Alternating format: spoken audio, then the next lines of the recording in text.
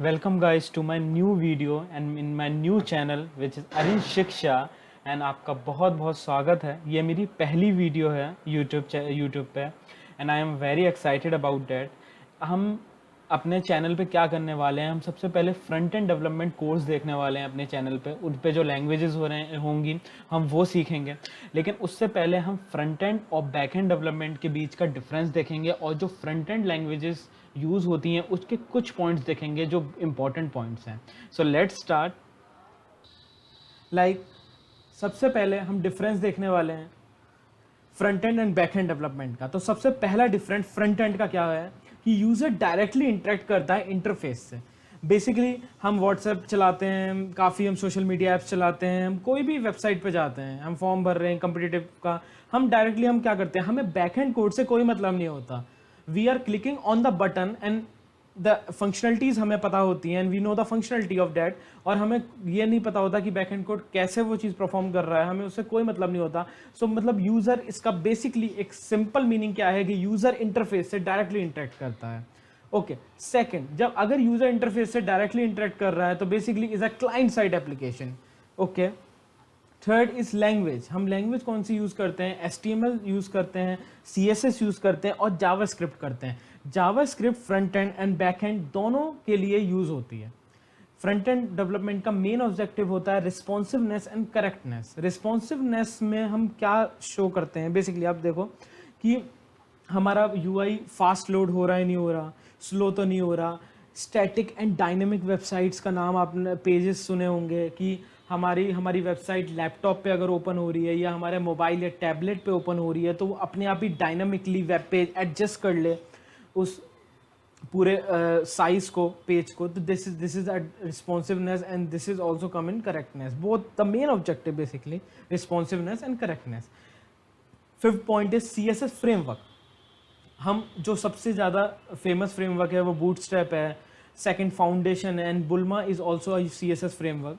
और बहुत सारे फ्रेमवर्क्स होते हैं, लेकिन यहाँ पे हम अभी के लिए हम CSS के साथ बूटस्ट्रैप ही पढ़ेंगे। बैक एंड डेवलपमेंट में सर्वर साइड क्या है? आप सपोज फॉर एग्जांपल आप कोई फॉर्म भर रहे हो, आपने अपनी डेटा आपने पुट किया and you are click on submit, तो वो चीज़ वैलिडेशन पे जाती है। वैलिडेशन का मतलब है कि आपका डेटा कितना करेक्ट है, तो वो चीज़ सर्वर साइड पे जाती है आपके। तो that is the main role of back end development. Okay, stores and arranges data. इसका क्या मतलब है? बेसिकली जब आप सबमिट पे क्लिक कर रहे हैं और वो फॉर्म वैलिडेशन पे जा रहा है तो वो आपकी डेटा को सेव भी कर रहा है। तो उसके केस में बैक एंड डेवलपमेंट में डेटाबेसेस का बहुत बड़ा रोल होता है, बहुत क्रूशियल रोल होता है। Database is very important in back end development. Other features, हम API राइट करते हैं, लाइब्रेरीज क्रिएट करते हैं, सिस्टम कंपोनेंट के साथ वर्क करते हैं। जो लैंग्वेजेस यूज होती हैं वो आप देख सकते हैं PHP, C++, Python, JavaScript, Node.js। Backend frameworks जो हैं लारावल हैं, Node.js है, Vue.js है, React.js है। स्क्रिप्टिंग लैंग्वेज के अपने फ्रेमवर्क्स होते हैं, रूबी, शीहैश, रेस्ट एंड गो। ओके, तो ये कुछ डिफरेंस है front end development and back end development के बीच में।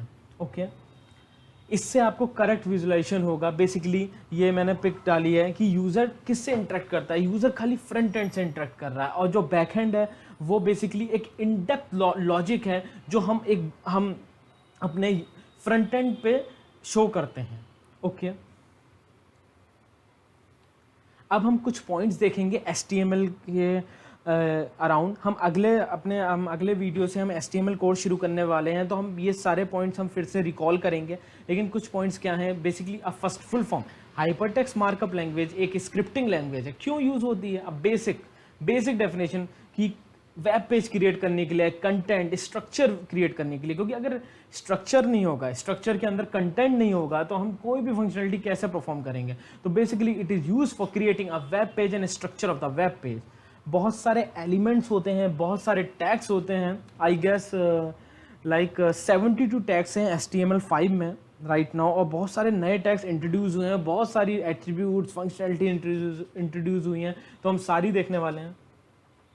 ओके, नाउ CSS क्यों यूज़ होती है? स्टाइलिंग और फॉर्मेटिंग के लिए, कि हमारा स्ट्रक्चर, और हमने स्ट्रक्चर तो बना लिया वेब पेज का, लेकिन वो कैसे शो होना चाहिए और अच्छा शो होना चाहिए, तभी यूज़र अट्रैक्टिव और इंटरेक्टिव होते हैं आपके वेबसाइट्स पे। पेज लोड फास्टर, इसका मीनिंग क्या है? अगर जैसे मैं एग्जांपल दूं, हम सिंपल ड्रॉप डाउन बनाते हैं, लेकिन हम अगर CSS के साथ उसमें कुछ फंक्शनलिटी परफॉर्म करें तो ड्रॉप डाउन स्मूथ होता है। जब आपका UI काफ़ी हैवी हो जाता है तो उस केस में आपको स्मूथ और आपको हैवी UI का पता लगता है जब हम कॉम्प्लेक्स UI बनाते हैं। इजी मेंटेनेंस है, मल्टीपल डिवाइस कंपैटिबिलिटी है, ग्लोबल वेब स्टैंडर्ड्स हैं, ये सब हम इन डेप्थ में देखेंगे एक एक पॉइंट जब हम CSS करेंगे HTML के बाद। Okay, now about JavaScript. Basically, it is a lightweight and interpreted programming language. Interpreted का मतलब क्या है? हमें बेसिकली अलग से कोई कंपाइल, कोई मशीन लैंग्वेज प्रोग्राम बनाने की जरूरत नहीं है। जो हमने एग्जीक्यूशन इंस्ट्रक्शन दिए हैं वो डायरेक्टली उस चीज़ को एग्जीक्यूट करता है। That is a main functionality of interpreted. Interpreted का मतलब ही ये है कि हमें मशीन लैंग्वेज प्रोग्राम में कन्वर्ट करने के लिए कोई ज़रूरत नहीं है। Help in creating a network centric application, इसको समझने के लिए एक बहुत अच्छा एग्जांपल है। लाइक मैं सेम एग्जांपल दूंगा कि आप अगर कोई फॉर्म सबमिट कर रहे हो या आप कोई भी कोई भी फंक्शनलिटी परफॉर्म कर रहे हो तो वो सर्वर साइड पे जाता है। सर्वर साइड पे जाता कैसे? कोई कम्युनिकेशन चैनल तो चाहिए, कोई कम्युनिकेशन नेटवर्क तो चाहिए। तो उसमें हम जावास्क्रिप्ट की हेल्प से हम नेटवर्क सेंट्रिक एप्लीकेशंस के लिए क्रिएट कर सकते हैं। बहुत हेल्पफुल है। तो जावास्क्रिप्ट इसलिए भी यूज़ होती है। हम इंटीग्रेट कर सकते हैं जावा के साथ, HTML के साथ भी कर सकते हैं। हम देखेंगे काफ़ी चीज़ें, जब हम HTML में ID और क्लास पढ़ेंगे तो हम उसके साथ जावास्क्रिप्ट का हम इंटीग्रेट कराएंगे, इंटरेक्ट कराएंगे। दैट इज़ वेरी गुड, उस समय हम पढ़ेंगे। And last is open in cross platform. Basically JavaScript के लिए हमें बहुत ही कम मॉडिफिकेशन, या मैं कहूँ मॉडिफिकेशन करने की ज़रूरत भी नहीं पड़ती कुछ प्लेटफॉर्म के लिए, और वो ही कोड हमारा एग्जीक्यूट हो जाता है। तो that is a basic meaning of open and cross platform.